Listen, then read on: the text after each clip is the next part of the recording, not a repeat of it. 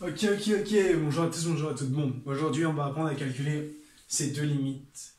Une qui tend vers l'infini et une qui tend vers 1.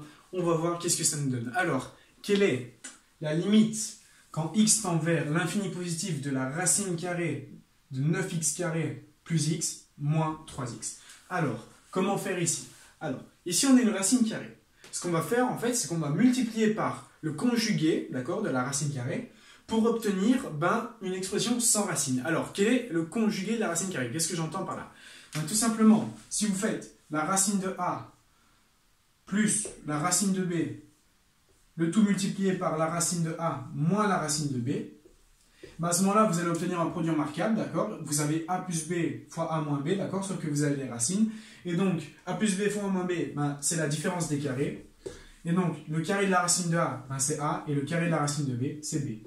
Et donc, vous allez obtenir a moins b. Et donc, à la base d'une racine, vous allez obtenir une expression sans racine. Ok, et donc c'est ce qu'on va faire pour cette limite.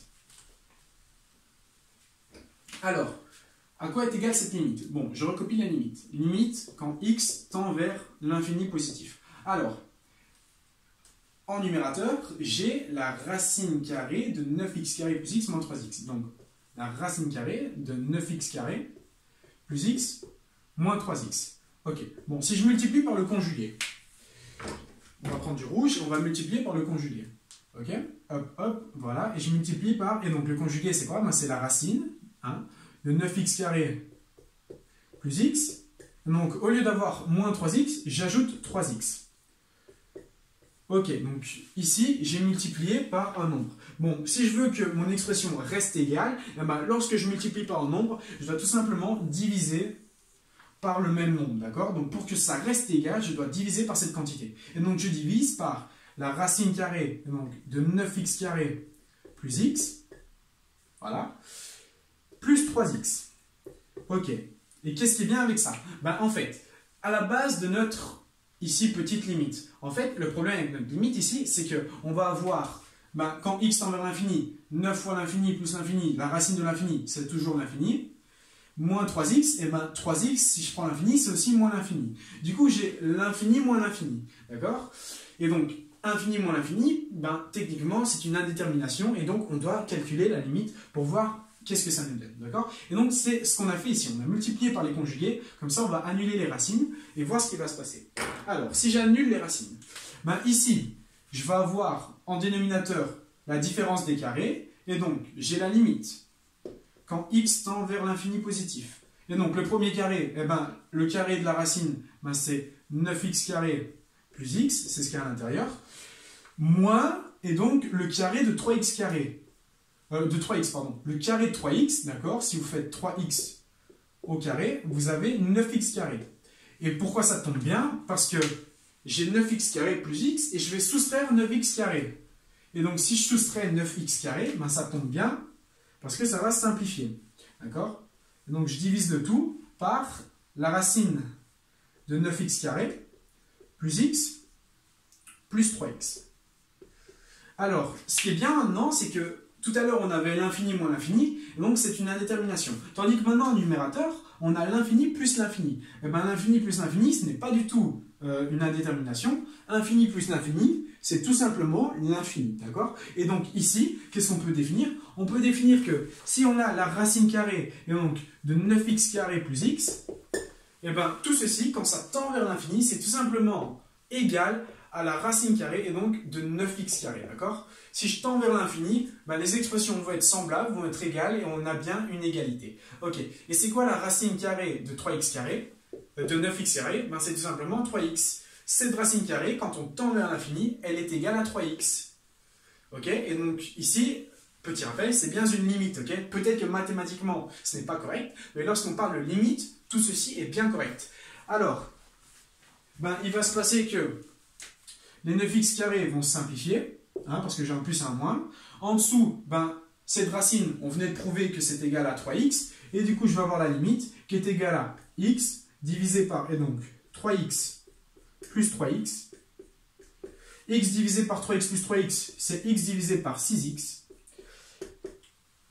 On a que les x se simplifient, et donc la limite de cette fonction quand x tend vers l'infini, c'est tout simplement égal à 1 sixième.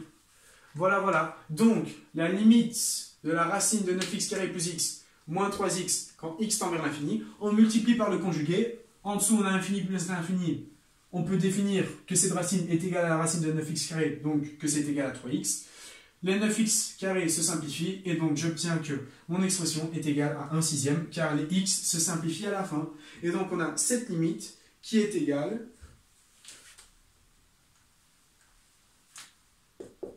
à 1 sixième. Voilà, voilà. Bon, super. Bon, maintenant on va calculer la limite suivante. Alors la limite suivante, ce qu'on va faire, c'est qu'on va voilà, on va écrire la réponse ici, hop là. Ici on va un petit peu, je vais tout simplement réécrire tout ça, et donc comme ça on a un peu plus de place. Alors, si je réécris tout ça en multiplié par le conjugué, et donc c'était, voilà, et on divisait par le conjugué, non plus 3. Voilà, ok, super. Bon, voilà. Limite suivante. Alors, la limite suivante, on ne tend pas vers l'infini, on tend vers 1. Donc, cette limite, si on tendait vers l'infini, il suffisait de diviser les puissances, donc les plus grandes, et donc on avait notre limite. Or, cette limite tend vers 1. Alors, qu'est-ce qu'on va faire? Ce qu'on va faire, c'est que, on va un peu se décaler, on va la faire là. Alors, cette limite, ben, logiquement, si x tend vers 1, on a 1 exposant 4, ce qui nous fait 1 moins 1, donc ça fait 0, et 1 au carré, ce qui nous fait 1 moins 1, 0. Donc on a une limite du style 0 divisé par 0. C'est une indétermination, on va devoir calculer et donc trouver quelles seraient les possibles solutions à cette limite. Alors, ce qui est bien, c'est que, en fait, ici, ce qu'on a, 1, ben on peut dire que c'est 1 exposant 4, et 1, on peut dire que c'est 1 au carré, et donc à ce moment-là, on a une différence de carré divisée par une différence de carré. On va réécrire tout ça. La différence du premier carré, donc x exposant 4 moins 1 exposant 4, c'est tout simplement x carré plus 1 au carré multiplié par, et donc x carré moins 1 au carré. Pourquoi? Ben parce que si vous faites le produit remarquable, vous allez bien obtenir x exposant 4 moins 1 exposant 4.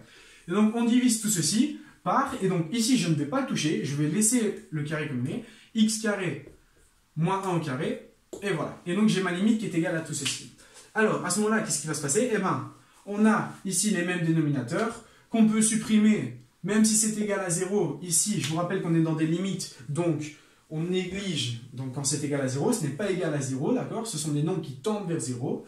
Hein? Et donc, toute cette limite est égale à x carré plus 1 au carré.